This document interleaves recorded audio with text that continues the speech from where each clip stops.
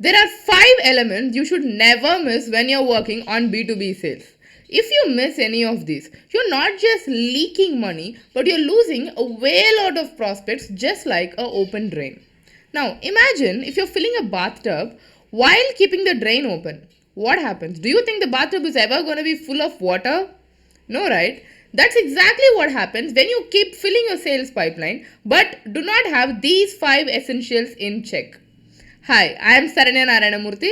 I am a B2B high ticket sales consultant and a marketing strategist, and I help B2B entrepreneurs to establish a sales system, generate leads for them, transition into the high ticket segment, and acquire customers, all of these without hiring a sales team. So now, let us see what are the 5 elements that you most certainly should master before you fill up your sales pipeline. Number 1, how your prospects get to know you. Now, the impressions your prospects form when they discover you either makes or breaks the next course of action. Now, imagine someone discovers you either through the social media platforms or through event or through a webinar or however it is. Now, the first impression they make when they see you is how they will remember you. So, what if you can actually, let's say, if you imagine having a perfect SEO but a totally collapsed profile. Thousands of people come in to see you, and once they see, they simply go back to searching for the next person. Pretty big loss, right? Do you think that's something you want? For 1,000 people to come in just to look at you and move to the next person? Listen, be it your website or your social media profiles, it is essential to give the right positioning. And when I mean the right positioning, I don't mean to say give an expensive aesthetic makeover or a superb visual branding or so on, but have clarity on what you do, who you help, what prospects would get when they work with you. Why should someone choose you instead of choosing anyone out there? And most essentially, what do you help them accomplish? How do you help them do that? And what effort are you reducing from them? If they have to put the same effort with every person they hire and get a similar result, then you are not the right person to choose for them, right? So give your own unique proposition, create your own positioning, and do all of these right when they form the first impression. That is, in every social profile of yours. The first impression decides whether they buy from you or they move to the next person. So ensure that image that they create is worth it. Now, number 2, brand recall. There is a marketing rule of 7 which says a prospect should see you at least 7 times before they make a purchase. Now, this is not true for every purchase that you make. But for certain high ticket investments especially, they should be very much convinced that you are the right person. And for that, the marketing rule of 7 actually works. Now, think of it this way. What happens when you speak to a prospect? You really charm them in your sales call, but after that, they forget about you. What is your strategy for an efficient brand recall? Now, here's something that I recommend. Every time you speak to a prospect, ensure that you are always on top of their mind for the subject that you spoke on. For example, few months back, I spoke to a prospect who was looking for B2B high ticket lead generation. Some of their internal reason, they chose not to go with us. But a few weeks later, I got 3 referrals from just that one prospect who did not sign up with me because they really loved the approach, they loved the solution, and they loved the way in which we gave it to them. Now, if you see here, even though the prospect did not go ahead with us, they recommended 3 other business owners in their circle, and when they worked with us and told them how wonderful it is, later on, even though if it was not for the same proposition, they did come back to us for a consultation. Now, why do you think all of this happened?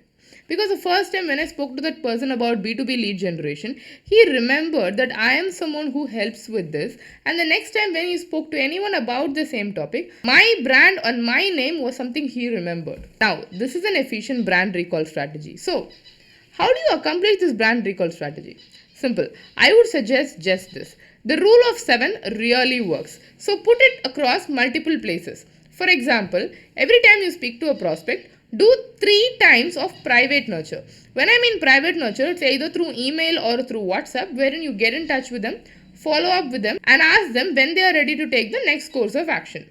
Number 2, retargeting. It is extremely ideal to do a retargeting advertisement for your prospect. Now, retargeting is done when you have a sufficient subset of people who are in your list. So, if you have lesser number of prospects, retargeting ad is something that you cannot consider. But choose a brand awareness campaign which runs just for this. And number 3, and the most important one, either give them a call or ensure that they see you consistently. Now, all the while doing all of this nurture and everything, having a continuous exposure to your brand is something that really helps. So this brings me to the next point. Number 3, which is having a continuous exposure. Now, what do I mean by having a continuous exposure? Okay, the first time when they see you, they form an impression, right? And then they go ahead, they search the internet, they see a lot of things and then they forget about it. It happens continuously. But how many times, how many people do a person in a business speak with? The numbers are huge, right? And every time they speak with the people, it's not that they remember everyone. But some people really stand out, and the ones that they remember are someone whom they see continuously, whom they keep in touch with consistency. Now, think of it in another way. How often do people consume stuff from you? Okay, you have an amazing influence in a sales call, but the influence in a sales call isn't long lasting, right? People forget about you after a sleep or maybe two. So in this case, how do you keep them anchored? And that is through social content. Or in other words, content marketing. Let's say this YouTube video that you're seeing reinforces that I am someone who works in the B2B space from you. Imagine tomorrow you're reading one of my blogs. In the next day you see one of my Instagram reel. Or the day after you see a tweet from me. And then you get a newsletter. Now, continuously you're getting a piece of content from me which you're consuming, which you think is of high value and you're learning from it. Because if you're not learning, you wouldn't have been this far into it, right? So when you're seeing this, there is an anchor that's going on in your mind. Now imagine what if you can create the same anchor to your customers. Now that is something that you can accomplish through content, and when you do it, the whole trajectory and the whole impression prospects have about you shifts in your favor. Now, once you do all of these, once you do the external aesthetic, and once you create your public presence, this is where the next step comes in, which is number 4, your approach. How you approach a problem or how you approach a prospect's business plays a major role on why they choose to work with you. Now, though they speak to almost a lot of B2B companies, only a certain companies showcase a lot of methodologies or strategies that are unique, tailor-made, and actually is relatable with the person in front of you. Now, another reason, know your audience really well. Because only when you know your audience, you will be able to be more relatable, create more compelling storylines, and have a clear roadmap for them. So when you understand your audience and then create an approach that caters specifically to them, they feel heard, they feel as if you know their problems and you can serve them better. This especially works in the B2B segment if you use it right. And number 5, and the most important one, your signature system. Though this comes at the last, this is not something that you should definitely disregard.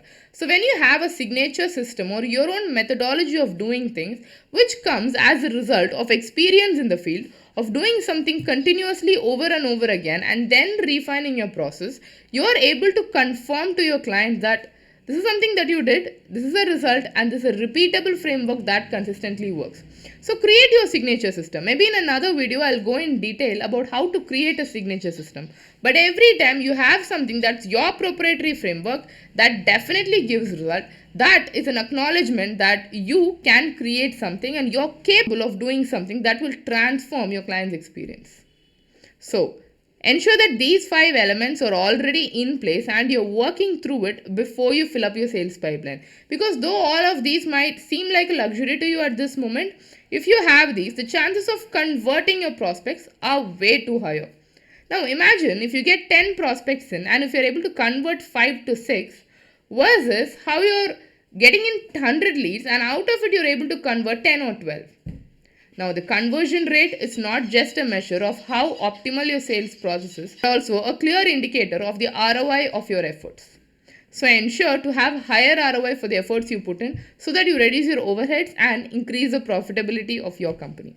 That being said, if you need any support with respect to B2B marketing, sales, content, building your business, and with respect to training your employees, do reach out to me at saranya.n@land.digital. And with that being said, subscribe to this channel to learn more about B2B sales and marketing. I'll see you in the next video. Signing off for now, Saranya Narayana Moorthy.